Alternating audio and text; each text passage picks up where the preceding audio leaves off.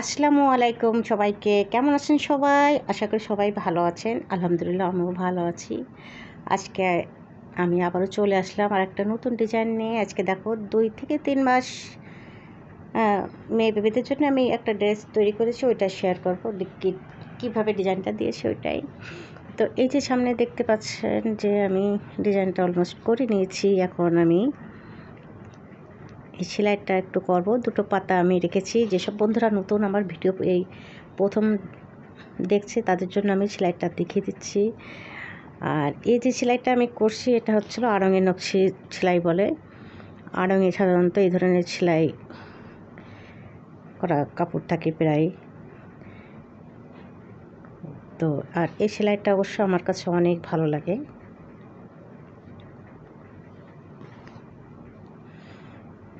যা হোক, আমার ভিডিওতে কিন্তু অনেক সেলাই দেওয়া আছে, অনেক বিভিন্ন রকম ডিজাইন আছে এবং বিভিন্ন রকম সেলাই দেওয়া আছে। এখানে আমি কিন্তু 2-3 মাস মেয়ে বেবিরা এটা পরতে পারবে সেটা হিসাব করে আমি ড্রেসটা তৈরি করেছি। আর ডিপ জাম কালারের কাপড় নিয়েছি। এই যে কাপড়টা কিন্তু ডিপ জাম কালার যেটাকে বলে।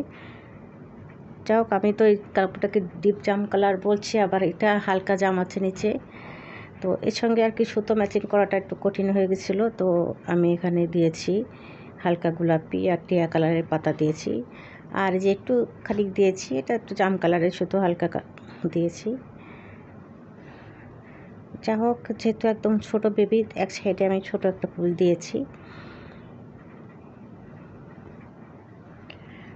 এটা দেখতে বেশ ভালোই লাগবে এবং বাইরেও পরিয়ে নেওয়া যাবে ড্রেসটাতে, যেহেতু গরমের সময়। এই জন্য আমি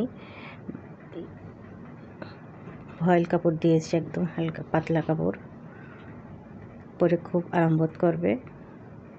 তো বন্ধুরা, যদি আমার এই ডিজাইনটা ভালো লেগে যায় তাহলে অবশ্যই ভিডিওটা দেখবে, দেখে একটা লাইক তো অবশ্যই করবে। আর আমাকে তো অবশ্যই জানাবে যে কেমন হয়েছে। আমাকে তো জানতে হবে, তাই না, যে আমি কাজটা কেমন করলাম।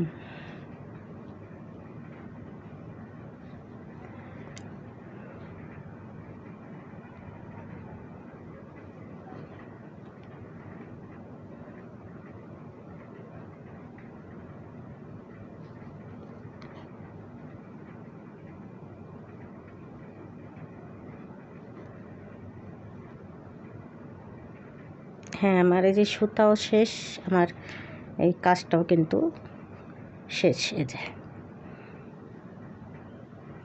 তো আমি একটু ফ্রেমটা খুলে ভালো করে দেখিয়ে দিচ্ছি। হ্যাঁ বন্ধুরা, এই যে কিন্তু আমি কাজটা পুরোটা আমি দেখিয়ে দিচ্ছি। এই যে এক সাইডে কিন্তু আমি করেছি কাজটা খুবই সিম্পল এবং ছোট একটা কাজ করেছি। তো আজকের মতো আমি সবাইকে আল্লাহ হাফেজ দেবো। তার আগে আমি পিছনটা দেখিয়ে দিচ্ছি যে পিছনের সম্পর্কটা কিন্তু আমি এভাবে ফাঁকা রেখেছি, যাতে বোতাম দিয়েছি বাচ্চাদের পড়াইতে সুবিধা এই জন্য। তো সবাইকে আমি আল্লাহ হাফেজ দিচ্ছি। আর আমার পরবর্তী ভিডিও দেখার অনুরোধ রইল সবাইকে। তো সবাইকে আজকের মতো আল্লাহ হাফেজ।